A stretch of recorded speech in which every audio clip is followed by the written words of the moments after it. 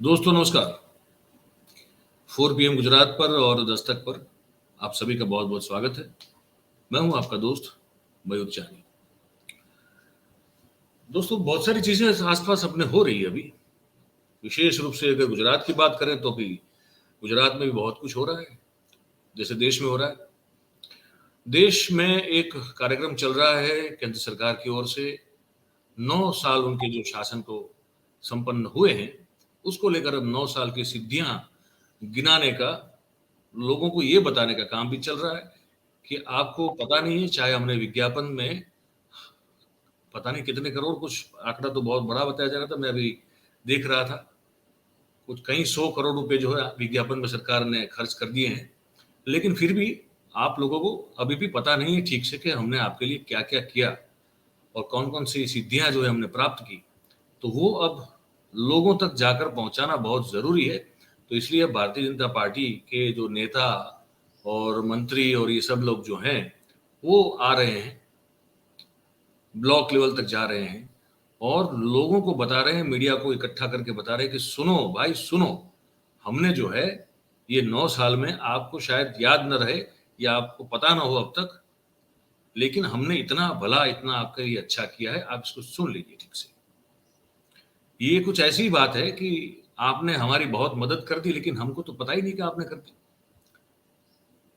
हम इतने क्या कहते हैं उसको कि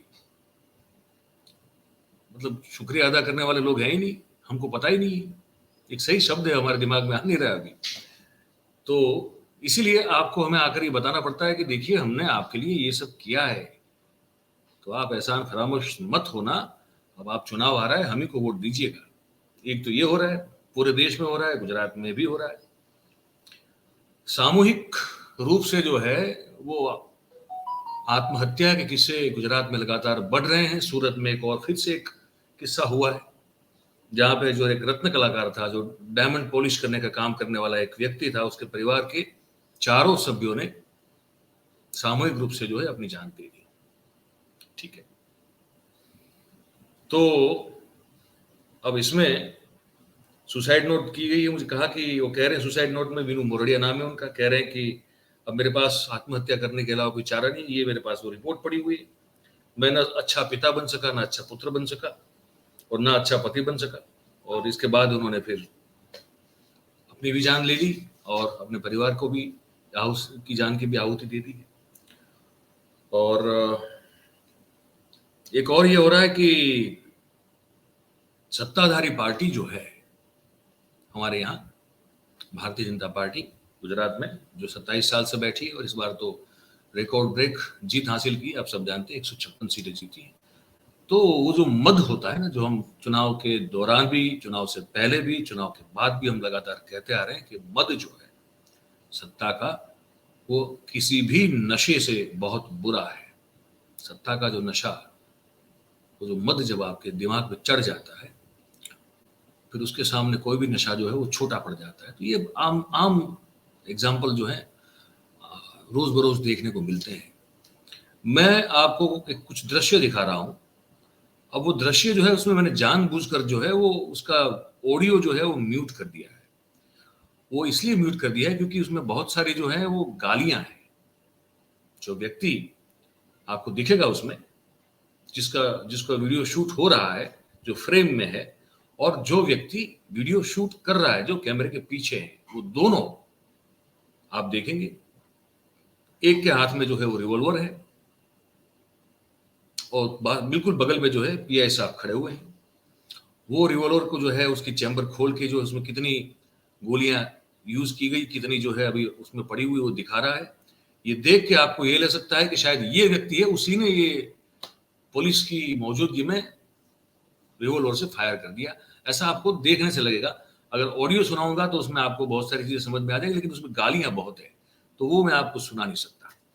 पर मैं बताऊंगा पूरा वाकया क्या है, उसको पहले देखिए। ये राजकोट की घटना है। कानून व्यवस्था जो है हमारे यहाँ इतनी मजबूत है कि कोई भी भारतीय जनता पार्टी के वार्ड लेवल के मंत्री महामंत्री का लड़का या कुछ कोई इनका रिश्तेदार हो, वो जो है बीच बाजार सरेआम दारू का नशा करके वो अपनी जो पिस्तौल या रिवॉल्वर है वो निकाल के किसी को ताक सकता है किसी के सामने और गोली चला भी देता है। और फिर जब उसको रोकने के बाद अगर कोई जो है मरम्मत करने की कोशिश करता है तो फिर उसके खिलाफ एफआईआर भी दर्ज हो जाती है। पहले आप ये दृश्य देख लीजिए, मैं पीछे की कहानी जो है आपको पूरी सुनाता हूँ, ध्यान से देखिएगा, बात हमारी सुनते रहिएगा। देखिए इसको, ये जो है ना, ये जो काले कपड़े में जो भाई हैं वो पुलिस को ये दिखा रहे हैं कि आपको मैं देखिए, मैं ये खोल के दिखा रहा हूं, ये चैम्बर जो है इसमें आपको 3 गोलियां आपको दिखेगी और 3 जो है वो इस्तेमाल कर दी गई है और तीनों 3 जो है वो हम पर चलाई गई है। किसके द्वारा? भारतीय जनता पार्टी के एक राजकोट शहर के एक वहां के अग्रणी जो नेता हैं उनके सुपुत्र के द्वारा। क्यों?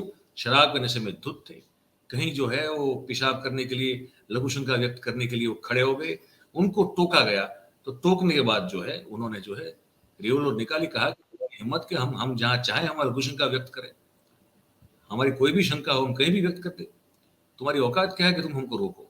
ऐसे करके दाएं दाएं दाएं 3 गोलियां चला दी, ऐसा बताया जा रहा है। तो ये अब विस्तार से आप दृश्य देखते रहिए, आप इसके पश्चात भूमिका समझ चुके हैं ना।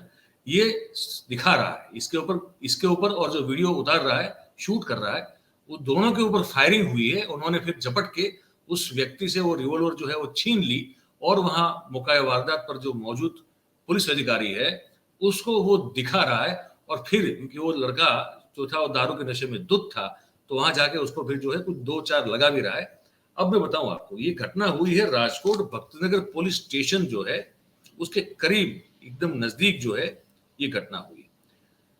भारतीय जनता पार्टी के पूर्व काउंसिलर, पूर्व कॉर्पोरेटर दंपत्ति था, है ना, पति पत्नी दोनों भारतीय जनता पार्टी के पूर्व कॉर्पोरेटर थे। उसके सुपुत्र, या उनको पता नहीं कौन सा पुत्र कहें आप, करण सोरठिया उनका नाम है। उन्होंने नशे की हालत में जो है वो ये घटना को अंजाम दिया। अब मामला यह है कि पान की दुकान थी एक वनराज चावड़ा नाम के व्यक्ति की। वनराज चावड़ा शायद यही है जो वीडियो में दिख रहे हैं। तो उनकी फरियाद पर जो है इनके खिलाफ आर्म्स एक्ट और कत्ल करने की कोशिश की धाराएं जो है लगाकर अपराध जो है दर्ज किया गया है। और पुलिस ने जो ये आप देख रहे हैं वो जो रिवॉल्वर है वो लाइसेंस वाली है, वो करण सोरठिया की ही है, जो ये जिन पर हमला हुआ था इन लोगों ने छीन लिया ऐसा बताया जा रहा है। तो उन्होंने इसको कब्जा कर लिया। और फिर वो जो आप कार भी अगर देख रहे हैं इस वीडियो में, तो वहां वो मंत्री भारतीय जनता पार्टी से लिखा है। और बड़ी मजे की बात यह है कि वो जो कार है उसमें नंबर प्लेट ही नहीं है।